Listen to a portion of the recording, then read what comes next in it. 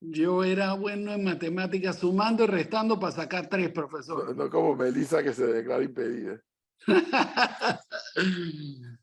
Oye, oye, ¿verdad que sí? ¿Sabe quién era la mancuerna de Lin Yuen? Santos Cano. Pero me imagino que Lin Yuen fue el que llevó la mano ahí, porque no, Santos Cano no lo veo en esa vuelta. Melitón, ¿cómo va la campaña? Vi que estuvo por Darién hace poco. ¿Qué lo llevó a Sí. Darién? Pocas veces los candidatos despegan sus campañas en Darién. Bueno, no pretendo plantear de que despegamos la campaña en Darién. De hecho, les comparto, profesor, y a todo el equipo, a Flor, Leonardo, Gonzalo, María Cristina, a todo el mundo. Hoy estuvimos muy temprano en la Policlínica JJ Vallarino y bueno, a lo mejor habrá oportunidad de comentarlo más adelante, pero es francamente preocupante y trágico lo que está pasando ahí. Uno no tiene que ir a Darién para venir con unas importantes preocupaciones y ver la tragedia por la que transitan todos los días cientos, miles de panameños. Pero sí, con la intención de tratar de entender digamos, lo que está pasando con los inmigrantes y en particular después de las declaraciones de la directora de migración que comentó al país que ya este año hasta principios de agosto habían pasado más de 310,000 personas. O sea, dentro de poco entre el Darién y la frontera con Costa Rica va a pasar más del 10% del total de la población de Panamá. Nosotros creíamos que era oportuno tratar de entender qué es lo que está pasando ahí, qué está pasando del lado colombiano, cómo estamos gestionando esta situación en Panamá, cuáles son los costos presupuestarios asociados con esto, cómo se están formulando las políticas públicas y si esto es sostenible en el tiempo o no. Y esa fue la razón por la cual decidimos ir a la frontera con Colombia, lo más cercano que se pudiera, y a visitar en especial algunos campamentos de recepción de migrantes. Señor Melitón, un tema antes de entrar en detalle a lo que está pasando ahí. Nosotros sabemos que el tema de migración no es un tema solamente exclusivo de Panamá. Latinoamérica está viviendo este fenómeno que es realmente ajeno, porque usualmente Latinoamérica mandaba migrantes, pero no tenía problemas internos de migración. Sabemos que esto va a continuar. Muchas de las cosas que se dicen es que hay que encontrar estrategias en conjunto como región, en una región que le es bastante difícil ponerse de acuerdo. Si usted llegara a ser presidente, ¿cómo ve esas alianzas que habría que crear? No solamente con Colombia, que es claramente el país más importante, pero con el resto de Latinoamérica para poder manejar este problema en conjunto. Bueno, el primer tema que se tiene que resolver es la política de cielos abiertos de países que que evidentemente los vuelos vienen solo para hacer un tránsito y cruzar en calidad de inmigrantes irregulares a terceros países, ¿no? Y por el momento hemos estado viendo nada más las afectaciones de un país de tránsito, pero con los volúmenes de personas que están transitando por la República de Panamá, si uno presupone que una pequeña fracción de esa gente decide permanecer en el territorio nacional, la bomba migratoria que podemos estar generando en el país, digo, es difícil tratar de entender cuáles pueden ser las consecuencias y las repercusiones, ¿no? Entonces, regresando a tu pregunta, la primera, ¿no? Esa es, tenemos que evitar que digamos, exista una política de cielos abiertos a países que, utilizando esa política de cielos abiertos, incentivan a que se mueva gente cuyo único propósito es iniciar ese camino tortuoso que lleva al tapón del Darién de camino hacia el sur. Ese es el primero. El segundo, yo creo que ya se han dado algunos pasos con la Convención de Palermo y con algunos otros instrumentos en materia de corrupción. Ciertamente la corrupción es uno de esos elementos que frustran al ciudadano, que no permite que haya el desempeño económico necesario y que empuja a un grupo importante de personas a buscar nuevos horizontes en otros países. Y por último, el crimen organizado vinculado al narcotráfico, ¿no? En la medida en que países, áreas extensas de determinados países empiezan a ver la sustitución de la gobernanza democrática de lugares en donde la ley, el imperio de la ley y el orden son inexistentes, pues esos son elementos que de la mano con algunos otros que acabo de mencionar, pues estimulan a que la gente busque nuevos horizontes en otros lugares, con lo cual las políticas tienen que ser a que la gente confíe en el lugar donde uno tiene su arraigo familiar, y esto es muy importante porque nadie quiere abandonar su arraigo familiar. Uno puede encontrar oportunidades de vida que sean lo suficientemente decentes y decorosas como para no tener que iniciar ese tránsito migratorio hacia otro país. Claro, pero ahí usted menciona algo que tiene que ver con los cielos abiertos de aquellos países que de alguna u otra forma aprovechan esta política para que estas personas inicien su camino. Hay que decirlo, don Melitón, mucha de la gente que va hacia el sur de los Estados Unidos ni siquiera llega en aviones a Panamá. Comienza su recorrido desde Colombia. Y estamos hablando de un gran porcentaje de venezolanos. Luego están los colombianos o ecuatorianos. Entonces, tomando en cuenta la premisa que usted dice es, bueno, no podemos tener políticas de cielos abiertos con Colombia, Venezuela, Ecuador y siquiera Haití. Entonces, la consulta es, no entiendo bien esa posición porque la realidad es que mucha gente, por no decir que el 95% de las personas que van hacia el sur de los Estados Unidos comienzan su recorrido fuera de Panamá por tierra, desde Colombia hacia arriba. Déjame explicártela. Por ejemplo, con Venezuela, la República de Panamá, si la memoria no me es infiel, tiene visado. Eso es una traba que si entras por tierra como inmigrante irregular, pues acabas de solventar.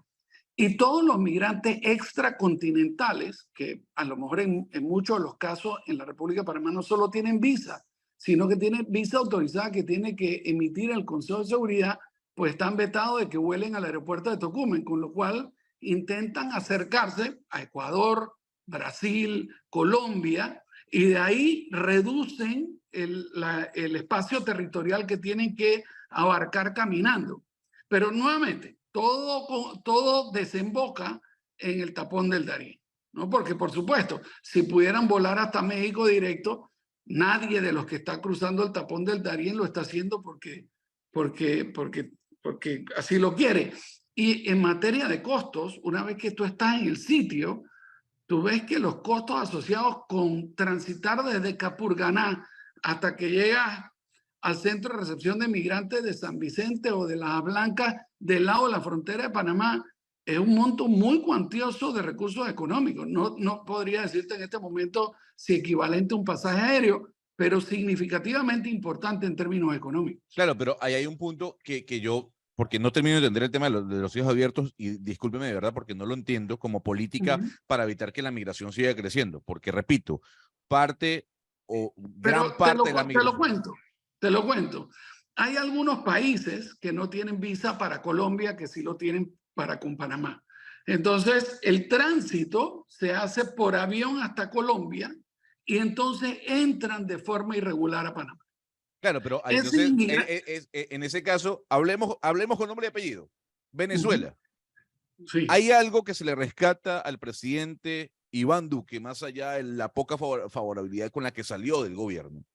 Es de su política migratoria para con Venezuela, porque digamos que aplicó la misma que Venezuela tuvo en su momento con los colombianos y abrió el espacio para que venezolanos fuesen a Colombia, así como Venezuela en su momento abrió su espacio para que más de 5 millones de colombianos llegaran a Venezuela. O sea, usted lo que está sugiriendo es, oiga, Colombia debería imponerle visa a Venezuela. ¿No sería mejor que a nivel... No, yo no estoy sugiriendo eso.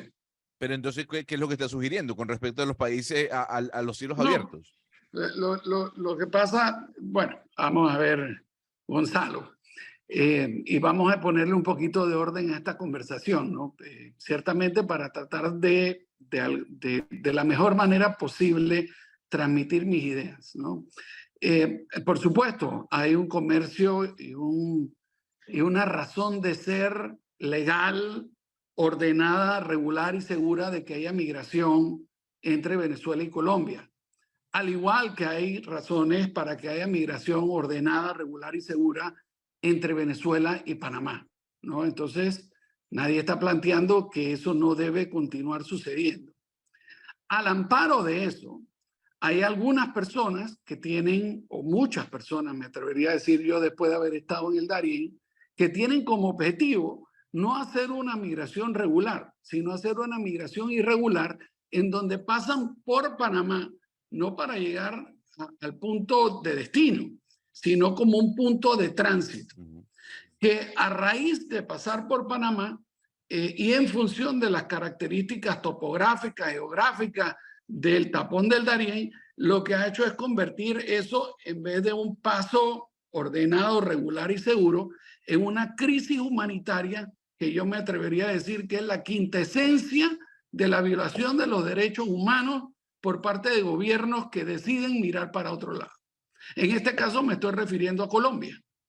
Mire, yo debo en este momento comentar testimonios que escuché estando allá.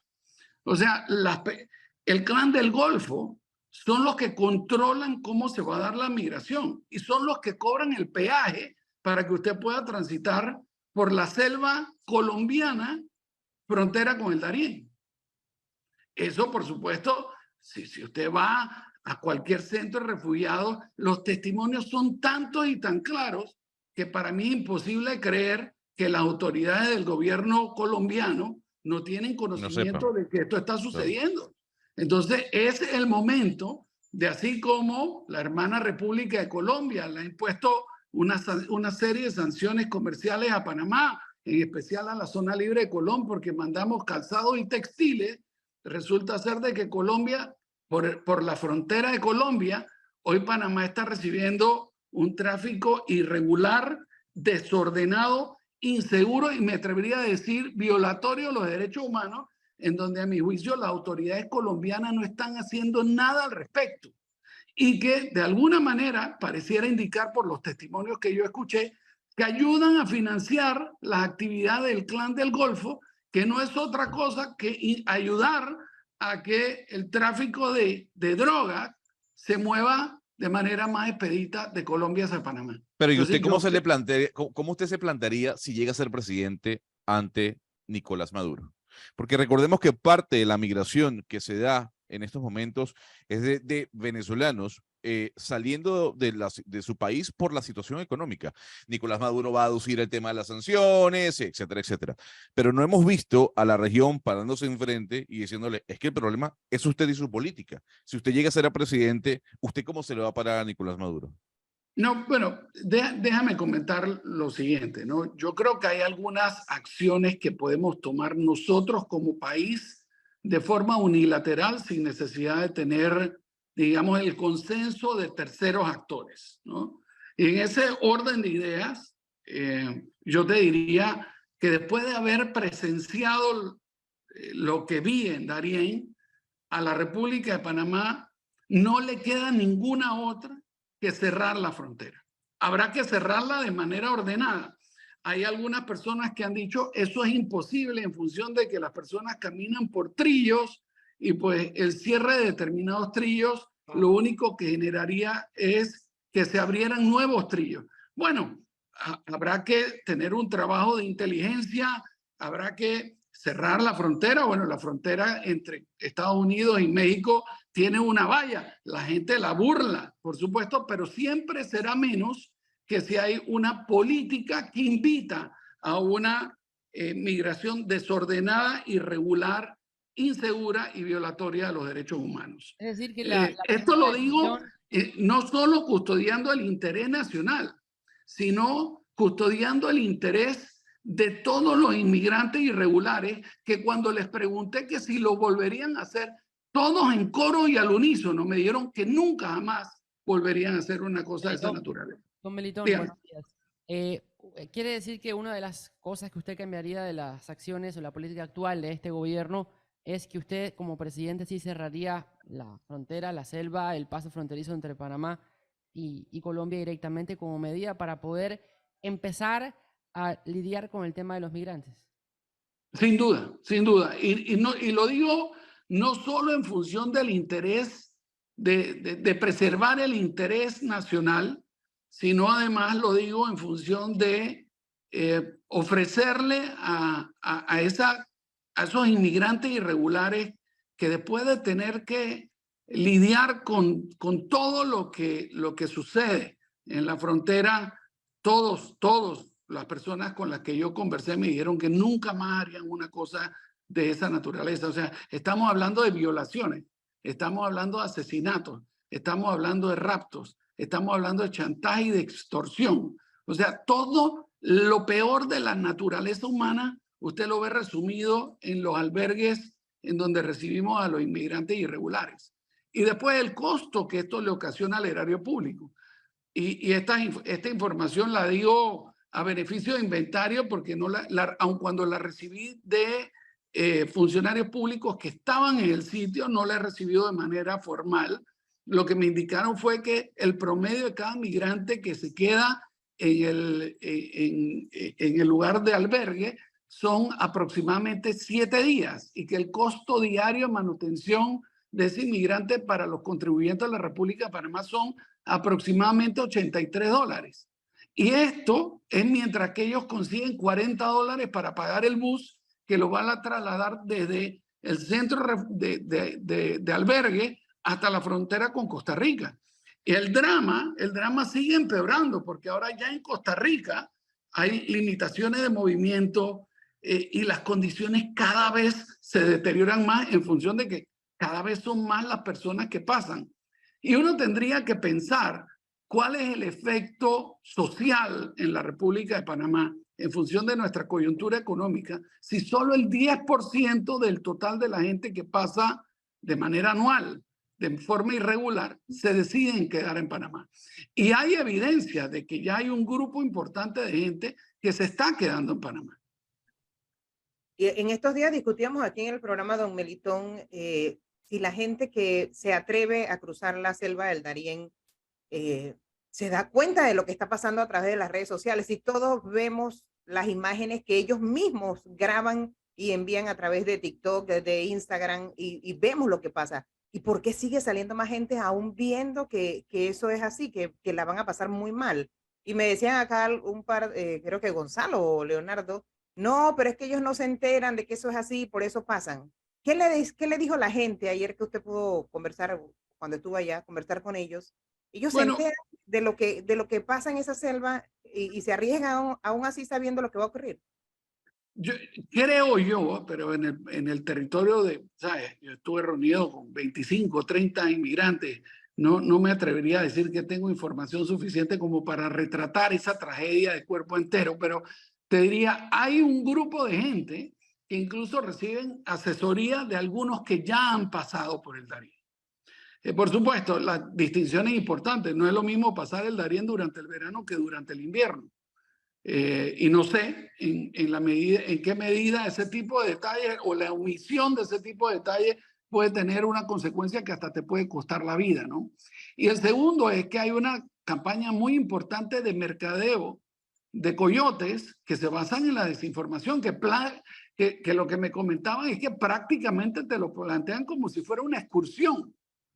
Y por supuesto, yo pude retratar bien que si tú eres un hombre joven y estás pasando la selva al Darién solo, pues estás en una condición de hacerlo con mucha mayor, no sé si la palabra apropiada es facilidad, pero con mucho menor riesgo que si tú eres una persona que viene con tu familia y con ellos. Mire, estando allá en repetidas ocasiones por diferentes personas, nos comentaron de una muchachita que venía con su perro y el perro se resbaló en un barranco. Y la niña correteando al perro cayó, la mamá correteando a la niña también cayó y las dos fallecieron y el papá se ahorcó.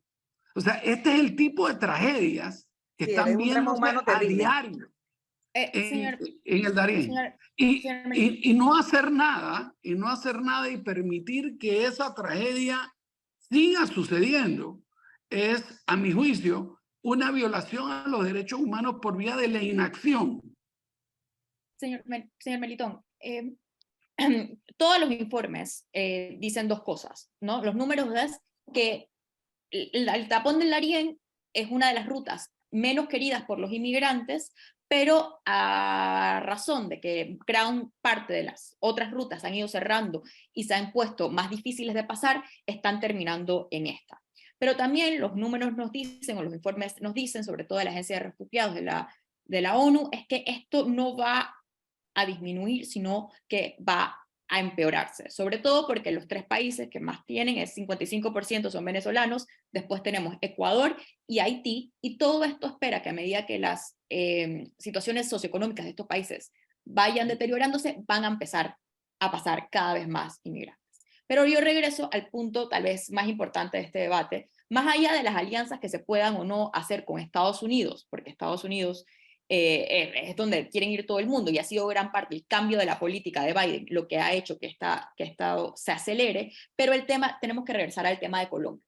Este gobierno ha dicho en varias ocasiones a los medios internacionales que Colombia no quiere ponerse de acuerdo con Panamá para ayudar a esta crisis. Y nosotros también hemos escuchado las comunicaciones de Petro con respecto de Panamá. Yo diría que lo más importante, y por eso quiero saber usted cómo manejaría las relaciones específicamente con el presidente actual de Colombia, que es el señor Gustavo Petro. Quiero extender un poquito más esta pregunta tan puntual que hace Cristi Melitón, porque hay que recordar que Melitón Arrocha fue vicecanciller de la República, fue ministro de Comercio, fue diputado en la Asamblea, fue embajador ante la ONU. Es decir, es una persona que asumo debe tener la película bastante clara por delante para esta pregunta que ha hecho Cristi, porque a mí ya también me la estaba haciendo. Sí, a ver, el presidente Petro ha sido, el presidente Petro y el ministro de Relaciones Exteriores del gobierno del presidente Petro han tenido declaraciones altisonantes con respecto a la República de Panamá en temas no relacionados con la migración irregular. ¿Qué tenemos en la mesa en materia de relaciones internacionales? Bueno, tenemos una robusta relación con Colombia en materia comercial. Estamos construyendo en conjunto una línea de suministro de energía que parte de Colombia y viene hacia la República de Panamá, con lo cual, lo que estamos conversando son piezas de un rompecabezas que es mucho más profundo, robusto, y que en consecuencia hay que verlo en ese contexto. Desde la perspectiva negativa, Colombia ha tenido, digamos, una posición muy crítica en Gafilat con respecto al sistema de sociedades anónimas en Panamá, y ha tomado acciones retaliatorias en materia comercial dirigidas a la zona libre de Colón en función de la exportación de textiles y calzado, ¿no? Y digo, podríamos seguir durante un rato largo, pero creo que esto retrata un poco de cuerpo entero las posiciones de Colombia en torno a Panamá. Ahora vamos a visitar las posiciones de Panamá en torno a Colombia.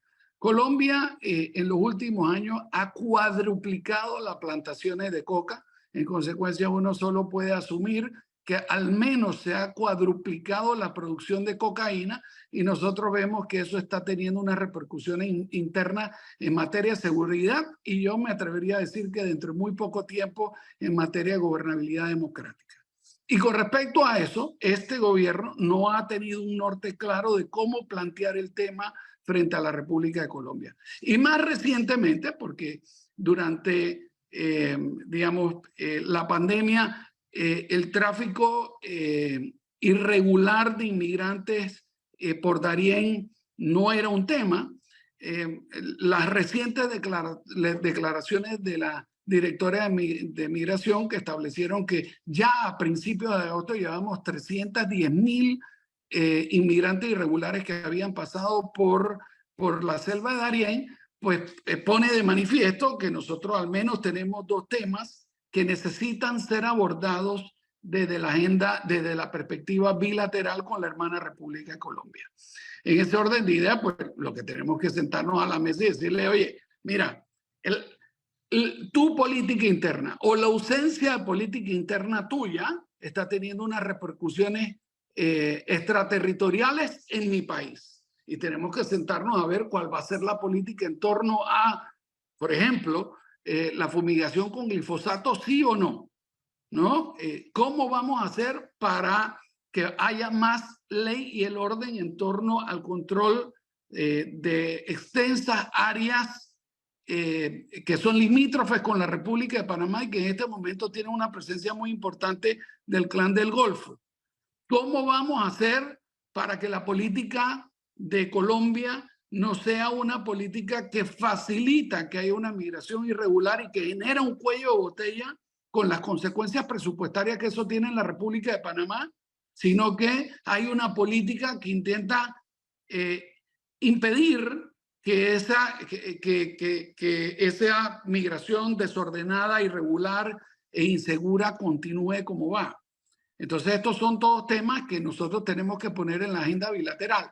Por supuesto, uno no controla la agenda bilateral, uno plantea los temas y eso no quiere decir que uno va a obtener la aquiescencia por parte de ese o esos gobiernos. ¿Qué nosotros controlamos? Nosotros controlamos cuán poroso vamos a hacer nuestra frontera, cuál va a ser nuestra política con respecto a si la cerramos o no. Y si la cerramos, por supuesto, tenemos que hacerlo de una manera ordenada que no permita que nadie, digamos, que no permita que ninguna persona en ausencia de información quede atrapada del lado colombiano en la selva, sino que de manera ordenada se establezca un cronograma y se atienda que después de eso la República de Panamá no recibirá más inmigrantes irregulares, porque en ausencia de eso, pues, y atendiendo lo que dijo María Cristina, creo que fue la que lo dijo, si esto sigue creciendo, lo único que hacemos es que la bomba de tiempo que se está generando en la República de Panamá a raíz de una cosa que no tiene origen en la República de Panamá, pues también seguirá creciendo. ¿Cuándo será el momento en donde nosotros nos asfixiaremos en función de un tema que no es panameño? Ahí, don Melitón, y espero, porque el tiempo es corto, y espero que en la próxima conversación me lo pueda responder, no me dijo cómo se le va a plantear a Nicolás Maduro y a Venezuela, porque parte de la raíz viene dada con la situación venezolana, y aquí el Grupo de Lima no sirvió para absolutamente nada. Las sanciones lo que hacen es robustecer al sistema autoritario de Venezuela, porque es el argumento que ellos dan para decir que Venezuela está como está y que la migración que está ocurriendo es parte de esas sanciones. Pero bueno, eso quedará para otro tema, para hablar cómo se lo va a plantear usted al régimen de Venezuela, Nicolás Maduro. Pero yo no quiero dejar escapar esta oportunidad para hablar del tema minero. Y no quiero hablar del contrato minero. No, un momento, no me cambie el tema, un momentito, porque perfecto. Es que Isabel Saimalo, y quería escuchar, ahora le hace la pregunta, Gonzalo, pero es que para no perder el hilo, Isabel Saimalo, Melitón, planteó regularizar a estos migrantes irregulares. ¿Cuál es la versión suya de esto? Yo estoy de completo desacuerdo. Me imagino que regularizar significaría darle un estatus migratorio que le permitiera permanecer en la República de Panamá. Si la interpretación que estamos haciendo es la correcta y llevamos el argumento al extremo para probar la premisa, significaría que este año muy probablemente incrementaríamos más del 10% de la población. Habría la posibilidad de que hubiera un incremento de esa envergadura. Yo no creo que nosotros estamos preparados ni culturalmente, ni socialmente, ni económicamente para asimilar un grupo tan importante y heterogéneo de gente. Entonces, si la interpretación es la posibilidad de regularizar a esa gente, es darle un estatus migratorio en la República de Panamá que les permita estar en la República de Panamá legalmente, yo estaría en desacuerdo con el tema. Yo creo que nuestra política migratoria tiene que ir dirigida a traer conocimiento, a traer talento, es determinar que efectivamente en una sociedad del conocimiento nosotros tenemos que traer ingenieros a la República de Panamá y tenemos que facilitarle a los ingenieros que quieren venir a que vengan. Que a los programadores de computadora, a los que hacen coding, eso es lo que tenemos que tratar de traer, porque ese talento es el que va a crear valor y ese valor es lo que va a crear crecimiento económico. En la medida que lo que usted está trayendo, gente que uno puede simpatizar y a lo mejor incluso tener alguna cabida dentro de la perspectiva política pública, desde la perspectiva humanitaria, pues yo también puedo estar de acuerdo en eso, pero tenemos que estar claros de que eso no puede representar una parte muy significativa del total de la población, porque entonces pues empiezan a cambiar las costumbres. Es gente que el sistema va a tener que asimilar, muy probablemente por vía de subsidio. Eso empieza a ponerle más rigideces económicas a un presupuesto que ya ha demostrado tener determinadas carencias. Entonces yo francamente no creo que esa es la forma de abordar este tema. No podemos solos, como Señor dicen hoy en Melitón. acá, requerimos el apoyo de los países de la región. Sin duda. Exacto, ahí es donde iba dirigida mi pregunta. En la crisis migratoria que pasó en Europa, como sabemos, muchos de los puertos de entrada a la Unión Europea no eran necesariamente los países que eran el destino. Grecia, Italia fueron sobre todo los países que más sufrieron la crisis migratoria del 2015.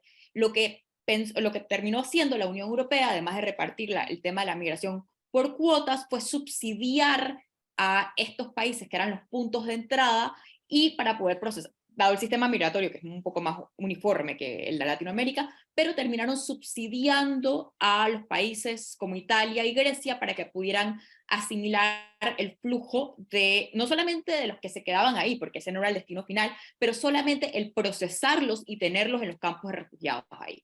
Eso fue un acuerdo que llegó la Unión Europea para poder manejar la crisis del 2015. ¿Usted ve la posibilidad de llegar a algún acuerdo, o con Estados Unidos, que al final estamos teniendo un problema que es más de ellos que de nosotros, porque el destino final es hacia Estados Unidos, o con el resto de los países de la región, llegar a un acuerdo, llegar a una especie de subsidio en que los países que estamos sufriendo como el punto de tránsito tengamos apoyo monetario de los países que son el destino o los países que están enviando a los inmigrantes? Yo no creo que eso va a ser posible. O sea, la política migratoria que se ha tal vez un poco flexibilizado bajo la administración Biden, pero que fue resueltamente mucho más restrictiva durante la administración Trump, yo no creo que lo que le está planteando a la comunidad internacional es que está dispuesto a recibir como punto de destino final toda esta oleada migratoria. Yo no veo a ningún otro país de la región ni con el interés de asimilar a este grupo porque tengan una política demográfica expansiva que esté tratando de buscar gente para que forme parte de esos países, y mucho menos creo que las condiciones presupuestarias de esos países, dentro de los cuales, dicho sea paso, la de Panamá es una de las más holgadas, les dé como para que ellos aporten a un fondo que ayude a procesar a los migrantes irregulares. ¿Esto por qué lo digo? Vamos al terreno. Si la información que yo recibí en el terreno es correcta y si el promedio de cada migrante en Panamá es de 7 días y nos cuesta aproximadamente $80, a los contribuyentes por inmigrante nos cuesta $560, mientras que esperan pagar $40 para tomar un bus desde Darién hasta Chiriquí. Pero uno tiene que saber que, ¿sabe? Creo que es la tercera regla de la física, que cada acción tiene una reacción. Ayer veíamos a través de otro medio de comunicación que la hermana República de Costa Rica está a punto de colapsar y que ya ellos están tomando medidas de restricciones de movilidad migratoria con la finalidad de garantizar de alguna forma la seguridad de que haya determinado orden y convivencia en paz de los residentes costarricenses con este flujo gigantesco de inmigrantes. Y hago énfasis en gigantesco porque tal vez si usted es un país que tiene 340 millones de habitantes, 310,000 personas, pues aun cuando es una cantidad significativa, proporcionalmente no es tanto. Pero un país de 4.4 millones de habitantes, 310,000 personas hasta principios de agosto, es una cantidad muy representativa. Ahora sí aprovecho para hacerle la pregunta de la minería. No me interesa el contrato minero. En este momento no quiero hablar de contrato minero. Quiero hablar de Melitón Arrocha con la perspectiva ya de candidato presidencial hacia una economía extractivista, de lo que poco se está hablando.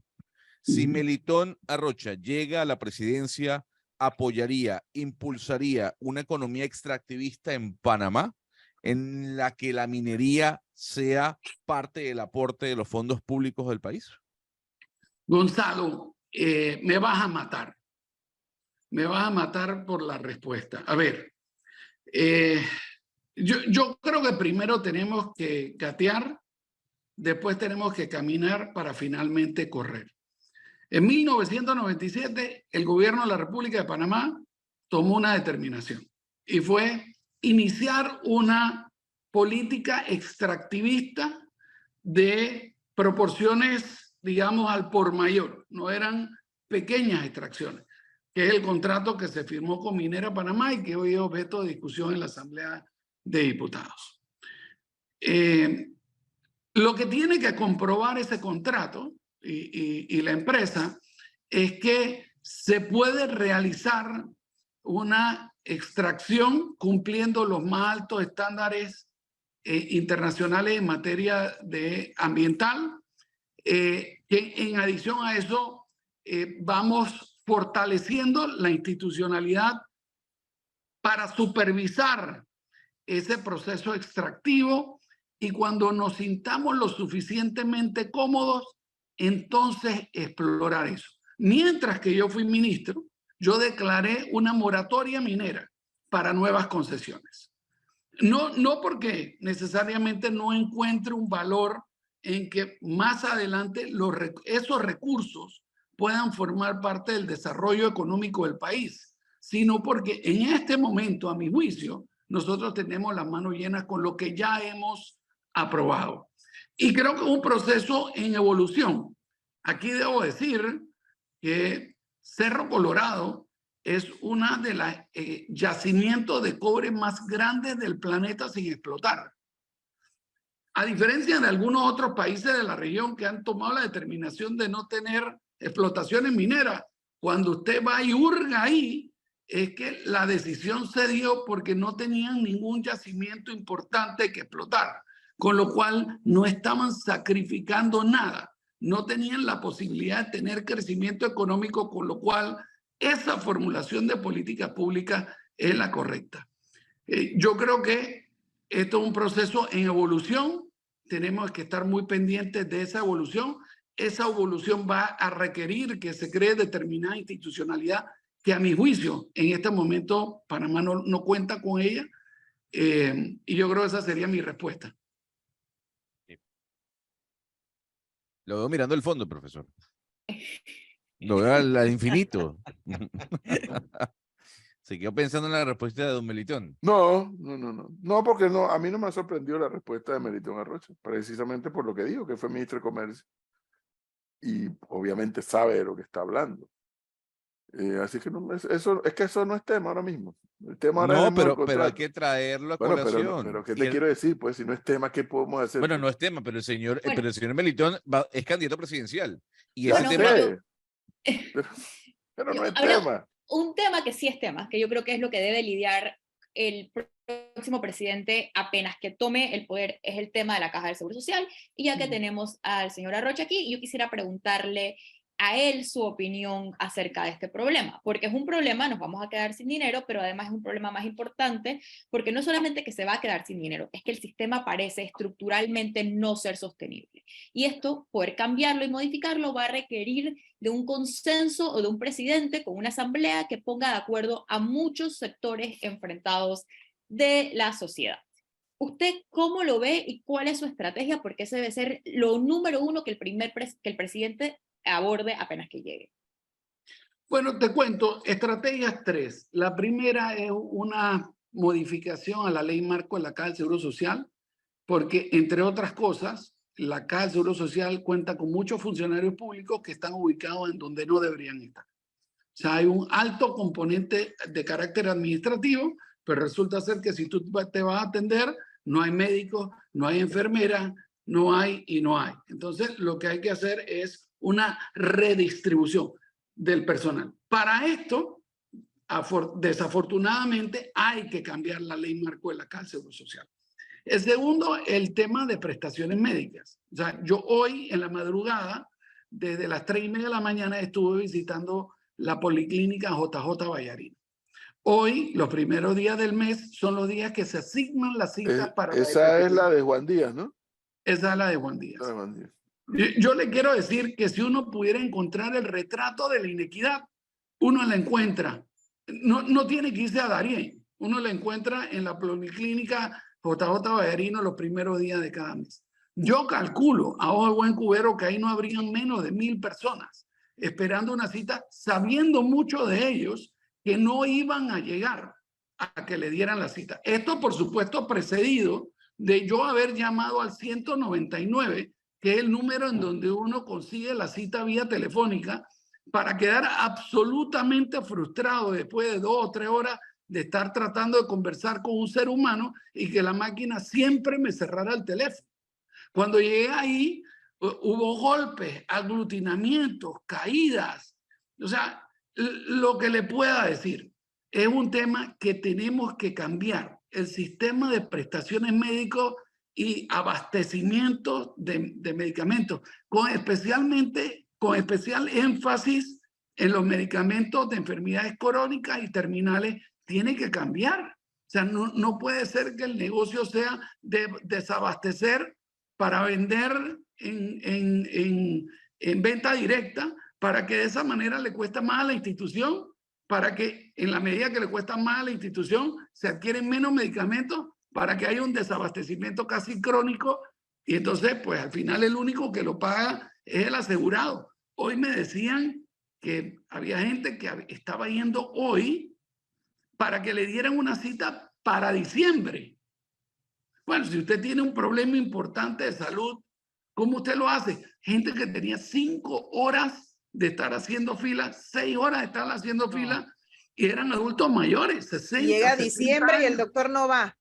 Y con condiciones médicas complicadas. Y por último, el tema de invalidez, vejez y muerte, ¿no? Bueno, voy a echar para atrás. Ese programa de prestaciones médicas, que no es deficitario, a diferencia de invalidez, vejez y muerte, no es deficitario porque si usted tiene recursos, usted toma la determinación de no ir a utilizarlo. Pero aquí tenemos que apostarle a un sistema de prestaciones médicas en donde el presidente de la República, un ministro de Estado, usted lo ve concurriendo al sistema de salud pública porque es lo suficientemente bueno como para tratarse ahí. Mientras que no lleguemos ahí, tendremos un programa fracasado. Y por último, invalidez, vejez y muerte, ¿no? Esto no hay que ser nuevamente un genio, ¿no? Cuando se creó el sistema de pensiones y jubilaciones, la expectativa de vida era mucho menor que la expectativa de vida de hoy. Y todos los indicadores establecen que la expectativa de vida se va a ir alargando. Entonces, tenemos expectativas de vida que se dan por los avances de la ciencia y tenemos una edad de jubilación que está definida por ley. Entonces, por un lado inflexible, pero por el otro lado te da la flexibilidad de que la ciencia nos va permitiendo tener. Eso retrata a cuerpo entero que el sistema ha colapsado. De acuerdo a lo que escucho, a partir del próximo año ya habrá un déficit, digamos, de caja, y con lo cual la próxima administración tendrá que tomar decisiones. ¿Decisiones como cuál? Bueno, primero tenemos que nombrar un actuario. Entiendo que la terna que se le envió al presidente de la República para que definiera quién es el actuario todavía no cuenta con una decisión. Si no tenemos el actuario, no tenemos los estados financieros.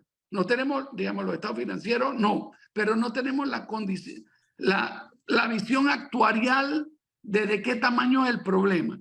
Y yo lo que he dicho con respecto a esta pata del sistema de la Caja de Seguro Social es que yo todavía, en función de que no podemos hacer el diagnóstico, no puedo decir exactamente cuál es la solución, pero lo que sí le puedo decir al pueblo panameño es, todos vamos a tener que hacer sacrificios. Dentro de eso, por ejemplo, las jubilaciones especiales. Hay gente en el sistema que se va con su último salario, independientemente del tamaño de ese salario y después de 20 años de servicio. Bueno, no le podemos pedir a la gente que haya que alargar la edad de jubilación mientras que tengamos gente que a los 45 años ya están jubilados. Sí. Y por otro lado, lo que he dicho es, yo no descarto ninguna medida, incluyendo las paramétricas. Don Melitón, Bien. hablando... Que lo pudieron, que a Michelle lo puso a estudiar muy bien el tema del Seguro Social.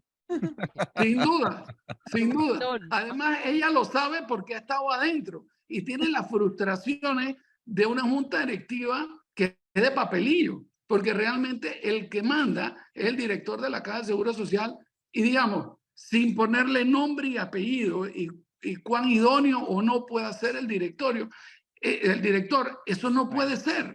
Tiene que tener el director una junta directiva que supervisa y que le da mandatos que el director tenga que cumplir. Don Melitón, hablemos de la campaña política.